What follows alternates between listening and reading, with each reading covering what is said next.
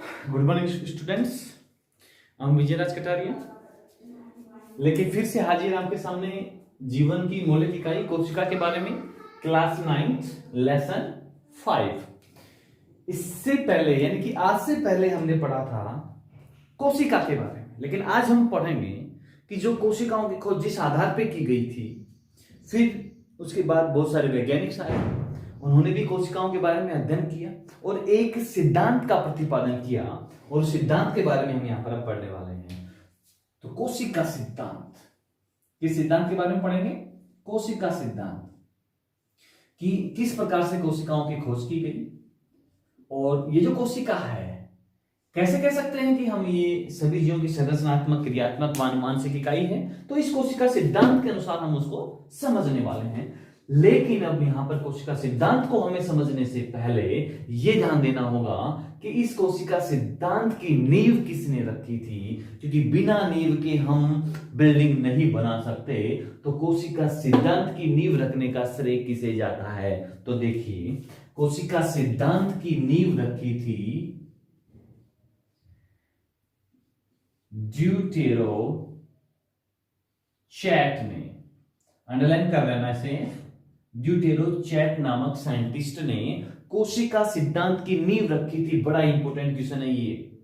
अब इस deutero chat नामक साइंटिस्ट ने कैसे प्रतिपादन कर दिया कि कोशिका सिद्धांत जो है वो किस आधार पर, किस बेस पर लागू हो सकता है, और उन्होंने ये ऐसा क्यों कहा कि जो कोशिका सिद्धांत है, इस कोशिका सिद्धांत के अंतर्गत ये जो कोशिका जो है सभी जीवों की संरचनात्मक, क्रियात्मक एवं आनुवंशिक इकाई है। तो ड्यूटेरो चैट के अनुसार हम देखते हैं कि ड्यूटेरो चैट ने एक मोमोसा नामक पादप की कोशिकाओं को लिया और उससे नाइट्रिक एसिड जो है उसके अंदर उबाल कर उस कोशिका के बारे में अध्ययन किया, और फिर इस कोशिका सिद्धांत का प्रतिपादन उन्होंने उस बेस पर रखा। लेकिन ये सही नहीं हो पाया। इन्होंने केवल कोशिका सिद्धांत की नींव रखी थी, लेकिन कोशिका सिद्धांत का प्रतिपादन करने का श्रेय दो विभिन्न वैज्ञानिकों को जाता है, जिन्होंने सम्मिलित रूप से अपने प्रयोगों को एक आधार मानकर एक बुक में या एक साथ मिलकर कोशिका सिद्धांत का प्रतिपादन किया। उसके बारे में हम अब जानने वाले हैं। तो देखिए, कोशिका सिद्धांत दो वैज्ञानिकों ने सम्मिलित रूप से प्रतिपादित किया था।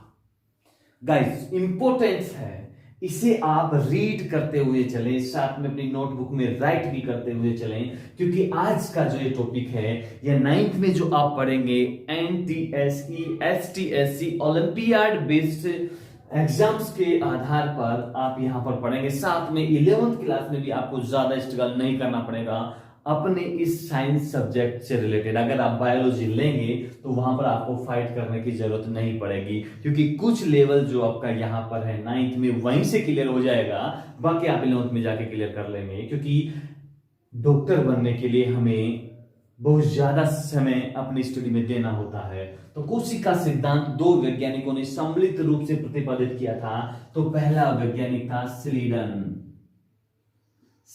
ओके गाइस, और ये स्लीडन 1838 में अपने रिसर्च किए थे। और ये स्लीडन जो थे एक वनस्पतिज्ञ थे।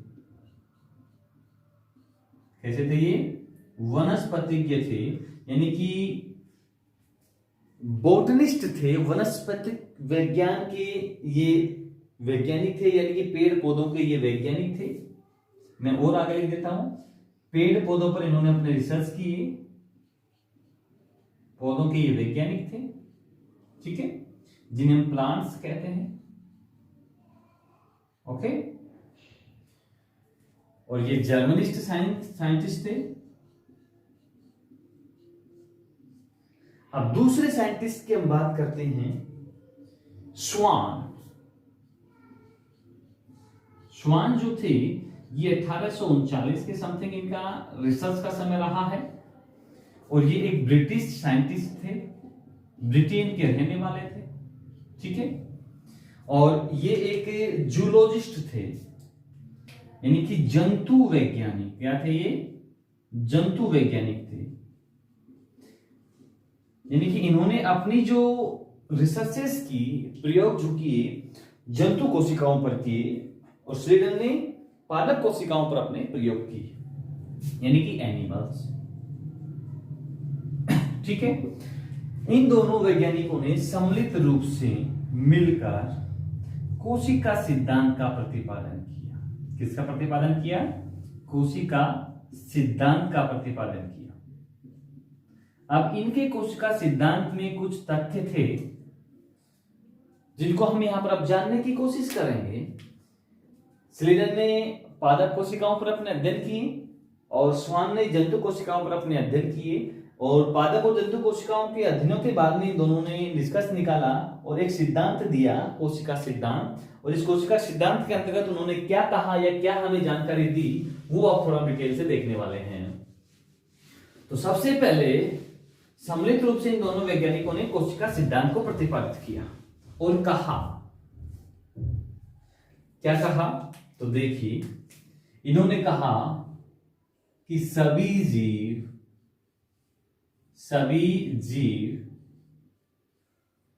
कोशिका से निर्मित होते हैं। सभी जीव किससे निर्मित होते हैं? कोशिका से निर्मित होते हैं।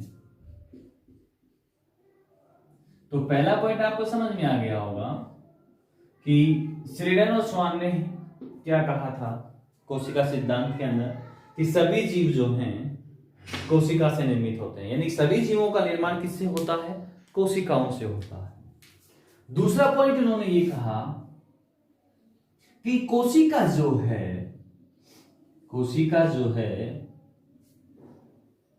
सभी जीवों की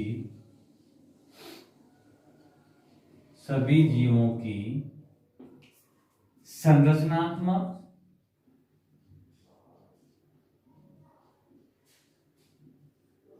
क्रियात्मक एवं आनुवंशिक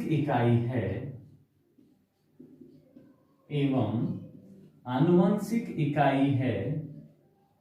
दूसरा पॉइंट कोशिका सिद्धांत में यह था जो स्लीडन और स्वान ने दिया था। तो दोनों पॉइंट आपको समझ में आ गए होंगे। फिर मैं रिपीट कर रहा हूं आपको कि आप नोटबुक और पेन लेके बैठे और साथ में राइट करते हुए चलें। कोशिका सिद्धांत के अनुसार हमने दो तथ्यों को देखा है। पहला देखा है स्लीडन स्वान ने क्या कहा था कि सभी जीव कोशिकाओं से निर्मित होते हैं, और एब्सोल्युटली राइट है कि सभी जीव किससे बने होंगे? कोशिकाओं से बने होंगे। सभी जीव की सबसे छोटी से छोटी इकाई जो है वो कोशिका है, हम समझ चुके हैं। अब आगे देखते हैं उन्होंने क्या कहा है। दूसरा पॉइंट उन्होंने ये कहा था कि कोशिका सभी जीवों की, जितने भी जीव हैं इस सृष्टि पर, उन सभी की कोशिका जो है संरचनात्मक, क्रियात्मक और आनुवंशिक इकाई है। ये भी हम पढ़ चुके हैं, ये भी बात उन्होंने सही कही है। अब तीसरे पॉइंट की बात करते हैं। तीसरा पॉइंट उनका कोशिका सिद्धांत में क्या था कि जितनी भी कोशिकाएं हैं, जितनी भी लाखों करोड़ों होती है, किसी एक जीव के निर्माण में लाखों करोड़ों कोशिकाएं होती हैं, जितनी भी कोशिकाएं हैं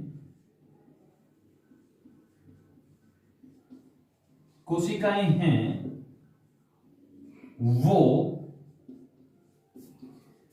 जैव रासायनिक दृष्टि से,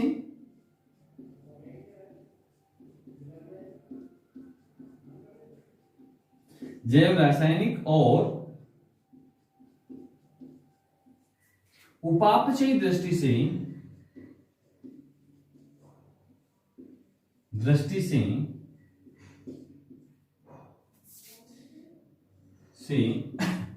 एक समान होती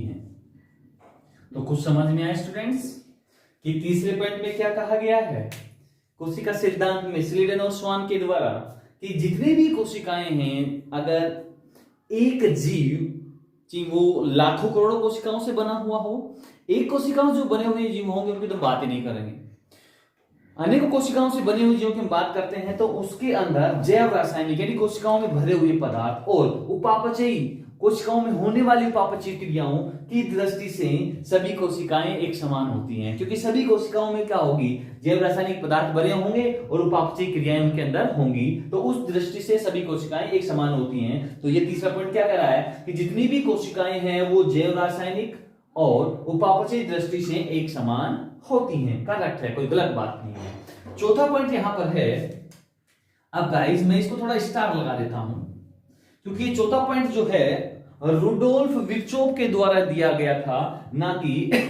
अपने स्लीडन और स्वान के द्वारा, क्योंकि रुडोल्फ विर्चोव ने भी अपना कोशिका सिद्धांत दिया था, या यूं कहें कि उन्होंने भी अपने प्रयोग किए थे और उसके जो तथ्य थे उनको कोशिका सिद्धांत में लागू कर दिया था, क्योंकि रुडोल्फ विर्चोव के कोशिका सिद्धांत से कुछ बल मिला था कोशिका सिद्धांत को और आगे बढ़ने के लिए। इसलिए चौथा पॉइंट जो है वो रुडोल्फ विर्चोव के द्वारा दिया गया था। तो देखिए रुडोल्फ विर्चोव ने क्या कहा था कि हर एक सेल, हर एक कोशिका का निर्माण या उत्पत्ति पूर्व में उपस्थित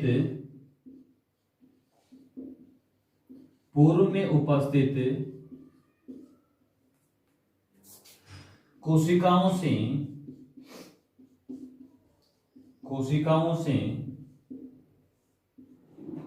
होती है। और ये किन्होंने कहा था, रुडोल्फ विर्चोव ने। किसने कहा था? रुडोल्फ विर्चोव ने क्या कहा था कि किसी भी जीव में जितनी कोशिकाएं हैं, नई कोशिकाएं तभी बनेंगी जब उनमें पुरानी कोशिकाएं मौजूद होंगी या पुरानी कोशिकाओं में विभाजन होगा, तब ही नई कोशिकाएं बनेंगी। जब तक पुरानी कोशिकाएं मरेंगी नहीं तब तक नई कोशिकाओं का निर्माण नहीं होगा। ये भी पॉइंट सही कहा था रुडोल्फ विर्चोव ने। इसलिए इसके द्वारा, यानी कि रुडोल्फ विर्चोव के द्वारा दिया गया ये कथन जो था, इसको कोशिका सिद्धांत में लागू कर दिया गया और इससे कोशिका सिद्धांत थोड़ा आगे बढ़ पाया। और इन्होंने एक शब्द दिया था और उस शब्द के अनुसार हमें पता चलता है कि हर एक कोशिका का निर्माण पूर्व में उपस्थित कोशिकाओं के द्वारा होता है, और वो शब्द था ओमिनस सेलुला ई सेलुला। ओके गाइस, ओमिनस सेलुला ई सेलुला, जिसका अर्थ होता है कि हर एक कोशिका का निर्माण पूर्व में उपस्थित कोशिकाओं से होता है। तो गाइस आपको ये 4 पॉइंट समझ में आ गए। पांचवा पॉइंट क्या था कोशिका सिद्धांत के अंदर, उसको भी हम देख लेते हैं। तो पांचवा पॉइंट था कि जीवों में क्रियाएं तभी होती हैं जब कोशिकाएं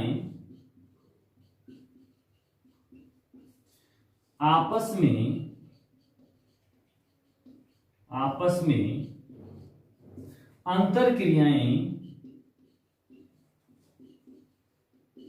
अंतर क्रियाएं करती हैं।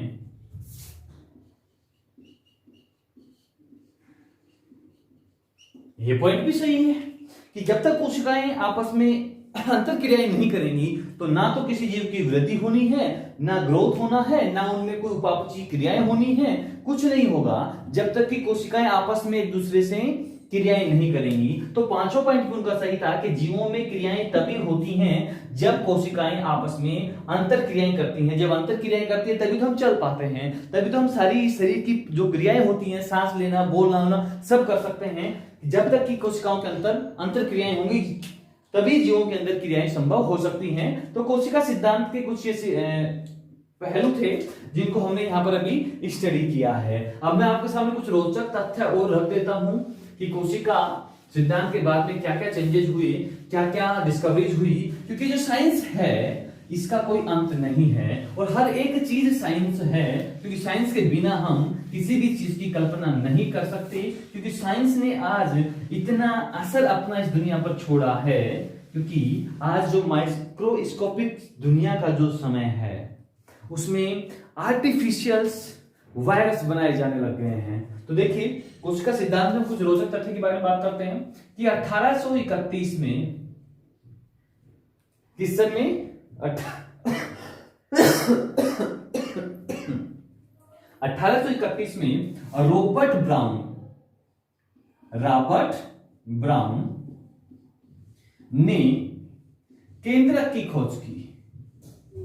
रॉबर्ट ब्राउन ने किसकी खोज की? केंद्रक की। याद रखना आप इनको। अगले हम बात करते हैं इसके बाद पुरकिंजे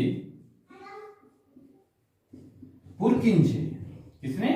पुरकिंजे ने जीव द्रव की खोज की। किसकी खोज की? जीव द्रव। और इन्होंने जीव द्रव की खोज कैसे की? ये इन्होंने लगभग 1839 का समय इनका होगा।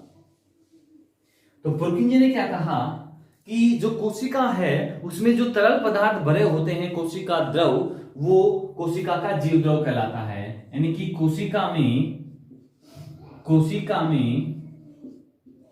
भरे तरल पदार्थ जीव द्रव कहलाता है उस कोशिका का। तो गाइस आपको अभी तक कोशिका सिद्धांत हम पढ़ा रहे थे।